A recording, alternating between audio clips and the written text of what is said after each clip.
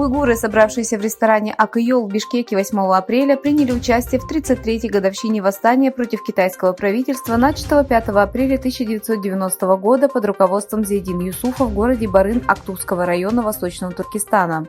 Также 8 апреля отмечается 78-я годовщина Национальной армии Восточно-Туркестанской Республики, созданной в 1945 году. Эту дату отметили торжественным ифтаром. В мероприятии, организованном представителями Всемирного уйгурского конгресса в Кыргызстане, приняли участие более 30 человек, в том числе представители города Бишкек. Китайский режим продолжает интенсивно претворять в жизнь свой план по вытеснению уйгурских фермеров под предлогом избыточной рабочей силы, занятости, индустриализации сельского хозяйства, чтобы разбить семьи жителей Восточного Туркестана и взять его под контроль. Видеозаписи Camp Witness Зумрет Давуд Ханым, найденные в китайских соцсетях, подтверждают, что пекинская администрация в этом году навсегда переселила уйгурское население из районов, где преобладают уйгуры, в китайские провинции. В то же время правительство режима переселяет бесчисленное количество китайцев на восток.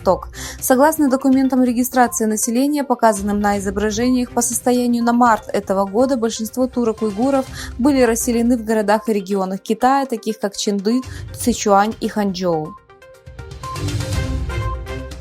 Правительство китайского режима нацелено не только на гражданское население в рамках своего плана по китаизации Восточного Туркестана. Также под арест и различные наказания попадают чиновники из Коммунистической партии Китая, имеющие уйгурское происхождение. Центральная дисциплинарная комиссия Китая и Национальная комиссия по расследованию объявили 6 апреля, что Ясин Сиддик, бывший мэр Урумчи и генеральный секретарь правительственной партийной группы Уйгурского автономного района, находится под следствием. В заявлении указывалось, что Ясин Сиддик находится под следствием по подозрению в серьезном нарушении партийной дисциплины и законности. Ясин Сиддик вел китайскую пропаганду, в том числе он опубликовал статью под названием «Уйгуры не являются потомками турок» на фоне того, как китайское правительство открывало лагеря в Восточном Туркестане, производило массовые аресты и усиливало политику китаизации уйгуров. Недавно в Китае прошли протесты против правления лидера страны Си Цзиньпиня и Коммунистической партии Китая. Граждане нарисовали лозунг «Си Цзиньпинь и Коммунистическая партия Китая должны быть свергнуты» на красной стене площади Тяньаньмэнь в Пекине, столице Китая. Это событие оказало огромное влияние на социальные сети, и многие пользователи назвали его смелым шагом. После визита президента Комиссии Европейского Союза Урсулы фон дер Ляйен в Китай на прошлой неделе с президентом Франции Эммануэлем Макроном еще один высокопоставленный чиновник ЕС готовится отправиться в Китай.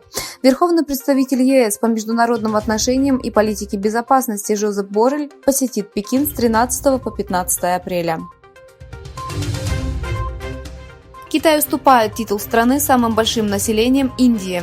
Ожидается, что ко второму кварталу апреля население Индии достигнет 1 миллиарда 423 миллионов человек и превзойдет Китай.